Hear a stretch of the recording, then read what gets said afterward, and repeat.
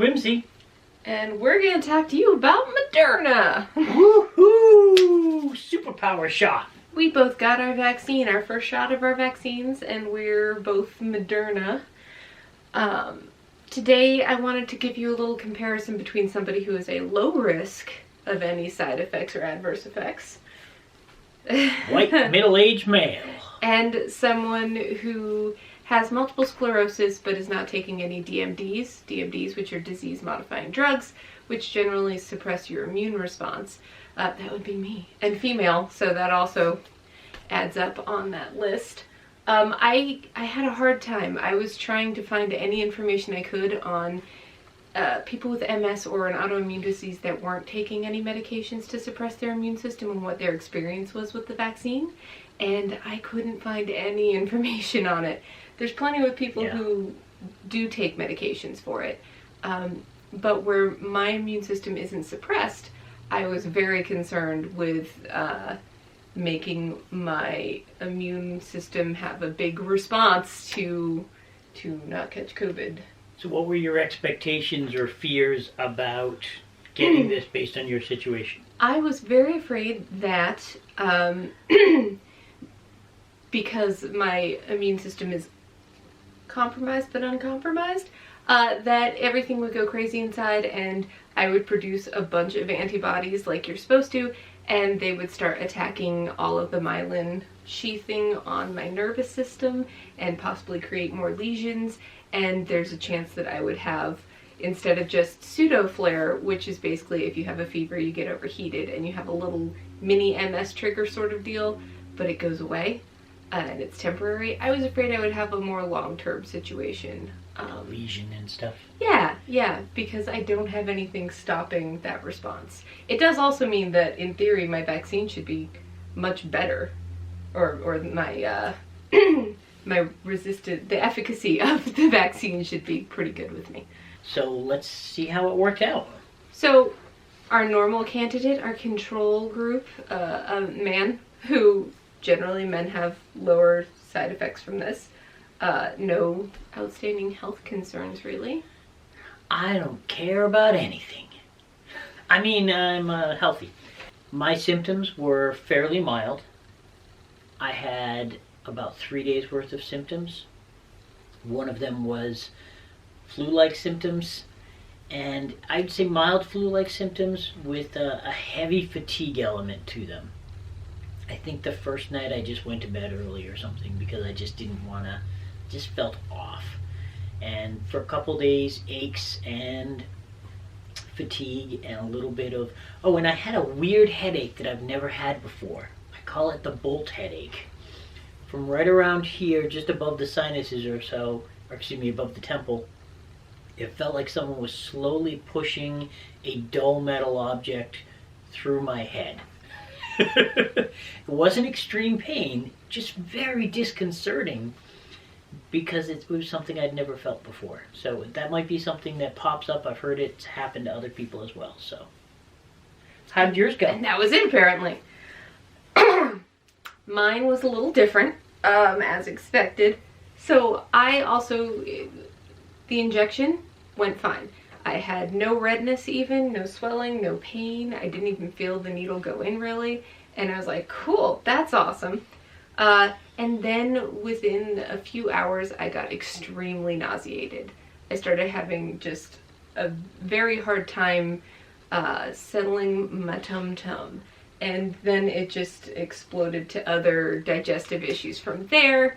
And that lasted for 3 or 4 days and was extremely unpleasant. I did not expect that. I also got, on the second day, the bolt headache he's talking about. And we've talked to other people who have also experienced that as well. Very unnerving. It was right here for me. And it wasn't constant, it just happened sometimes. And then I also got a back of my head odd headache that was happening as well. And the aches and pains have been so random.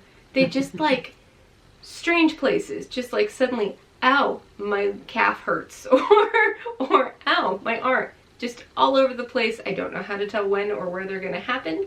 They are still happening, though less. This is day 8 for me, by the way.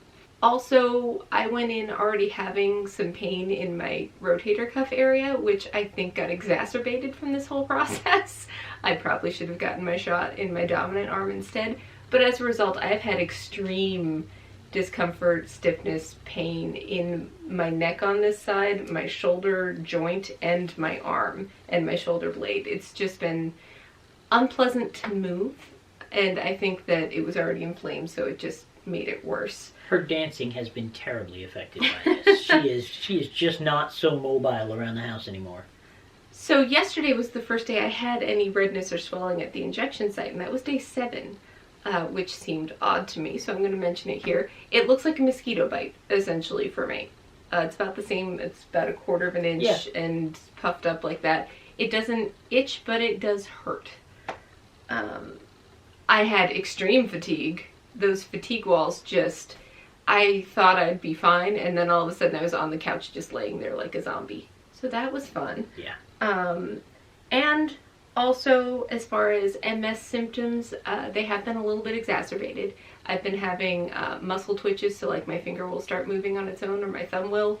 My eye will start twitching. I've been having some blurry vision issues as well, which is something that's normal for me with how my MS presents itself. So there's a lot going on, and it seems to be varying day to day, and it's not quite done with me yet. So I'm very concerned about the second shot, but I'm going to do it anyway. And I will certainly let you guys know how that goes, because I do think it's important that if you can, you get the vaccine. We want to get rid of COVID. There's a lot of people who legit can't because of anaphylaxis reactions and allergies and stuff like that. And if we don't do it, then we're not protecting everybody. Sometimes you have to do something that's scary because it's the right thing to do. And it's been very scary. Oh, very scary.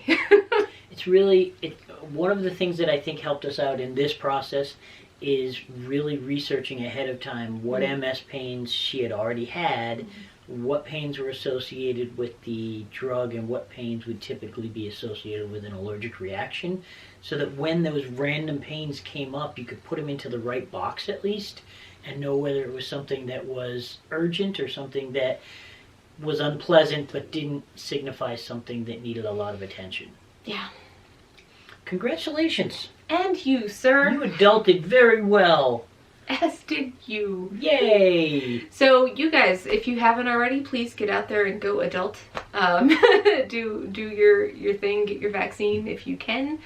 And write in the comments what you experienced. If you've already gotten it, tell us below what happened with you. I'm very curious to find out, and there's not enough information out there, and everyone wants that extra bit of comfort to go do the thing that they're supposed to do right now. If you know one of those magical snowflake people who are MS and are not DMD, then absolutely please point this out to them. We were dying to get whatever information we could to know whether this was going to be a really dangerous thing for her to do or not. And we found nothing. So, and when you ask your doctors, they just don't know. Yeah. Because they don't have that information either right now. This is one of the few data points out there for that, so feel free to show them that, and it's, one is better than nothing. Yep. If you're enjoying these videos, give us a like or a subscribe. And for now, let's frost the cake.